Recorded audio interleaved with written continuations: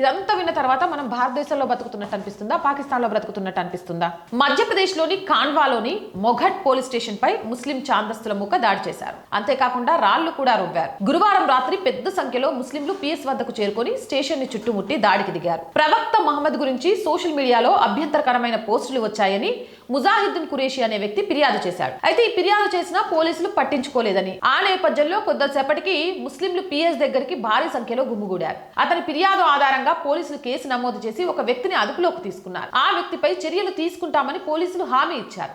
అయితే ఆ గుంపు ఒప్పుకోకపోవడంతో పోలీస్ స్టేషన్ వద్ద గొడవ జరిగింది. ఆ గుంపులోని కొంతమంది పోలీసు అధికారి కాలర్ పట్టుకొని స్టేషన్ లో ఉన్న ఇతర సిబ్బందిని తోసేశారు. మరోవైపు పోలీసులు పిఎస్ పై దాడి చేసినందుకు మొత్తం 47 మందిపై కేసులు పెట్టారు. ఆ గుంపులో భాగమైన కొంతమంది ఆ ప్రాంతం గుండా వెళుతున్న ఒక మహిళపై కూడా దాడి చేశారు. ఆ గుంపులోని దాదాపు 8 నుంచి 10 మంది వ్యక్తులు ఆ మహిళతో దురుసుగా ప్రవర్తించి శారీరకంగా దాడి చేశారు. దీంతో ఆ మహిళ తలకు తీవ్ర గాయాలయ్యాయి.